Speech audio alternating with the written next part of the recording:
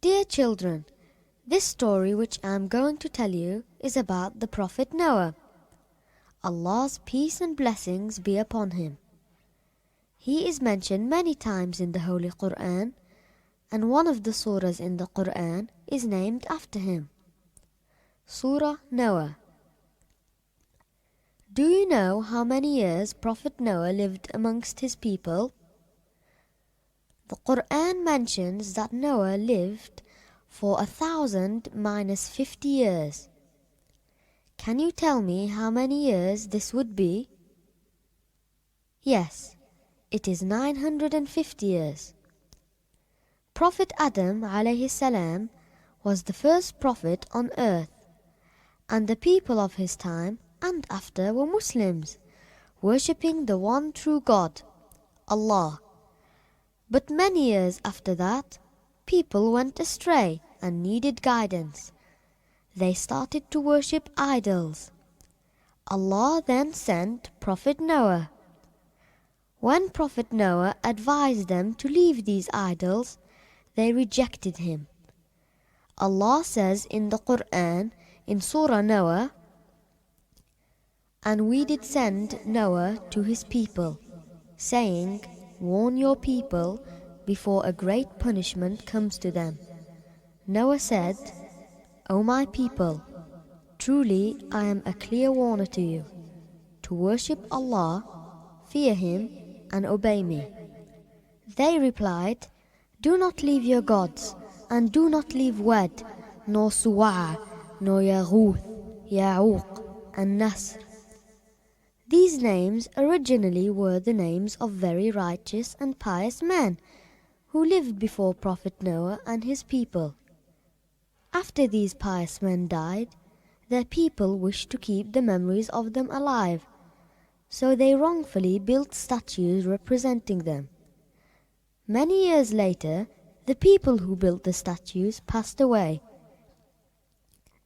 The following generations had forgotten that the statues represented human beings, and the stories about them became so exaggerated that the statues were considered gods and were worshipped.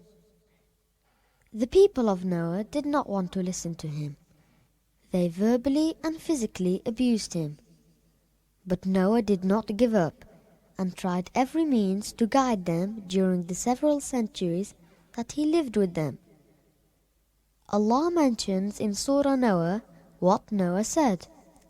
He said, "My Lord, I have invited my people to you night and day, but my invitation did not increase them except in running away.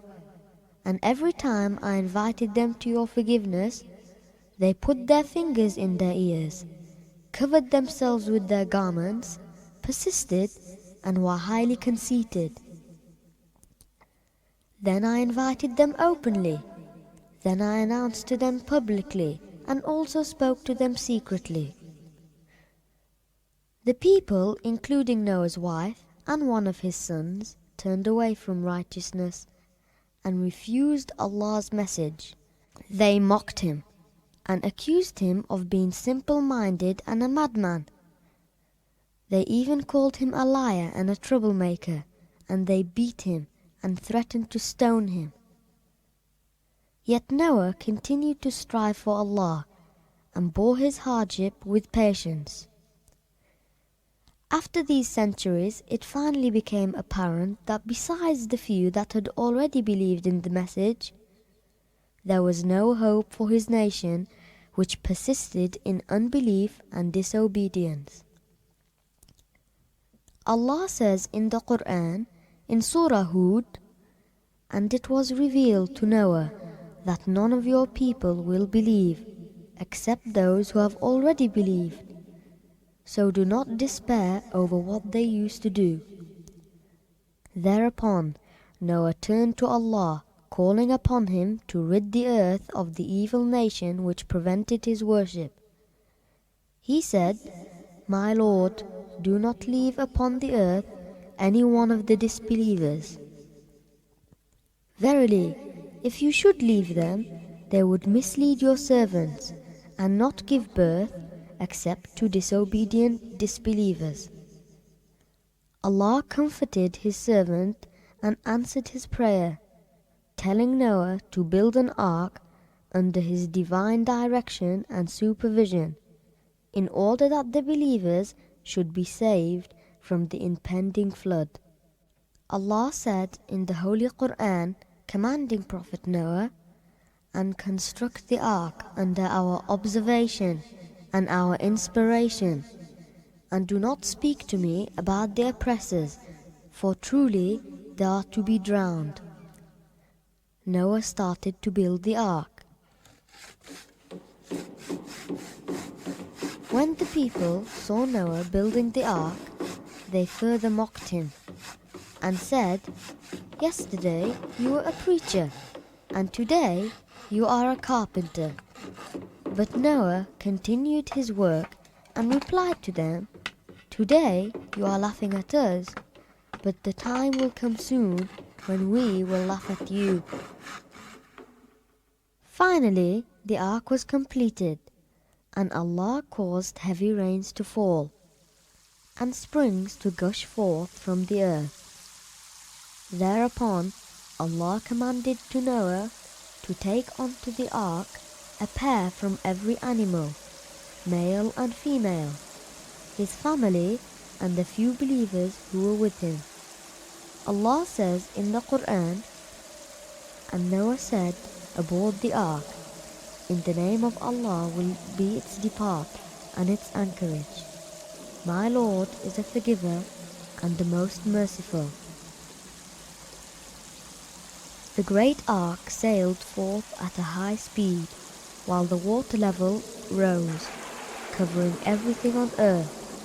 The Holy Quran states, "And it moved forth with them on waves like mountains. And Noah called to his son, who was apart from them, 'O my son, come aboard with us, and do not be with the disbelievers.' But he replied, 'I will take refuge on a mountain to protect myself from the water.' Noah said, 'There is no protection today from the decree of Allah, except for whom Allah has given mercy.' And the waves came between them, and he was amongst the drowned. Then came the command of Allah, 'O earth, swallow your water, and O sky, withhold your rain.' And the water subsided, and the affair was over. And the ark came to rest on Mount Judy, and it was said, 'Away with the oppressive people.'" Noah remembered his son who was drowned with the disbelievers, and he called to his Lord, saying, "O my Lord, my son is of my family, and your promise is true. You are the most just of judges." Noah was hoping that Allah would forgive his son. But Allah reminded Noah, "O Noah, he is not of your family, for his work is other than righteous. So do not ask me about that which you know not. Verily, I advise you so that you will be not of the ignorant." Noah guiltily responded, "My Lord, I seek refuge in you from asking what I know not, and unless you forgive me and have mercy upon me, I will be amongst the losers."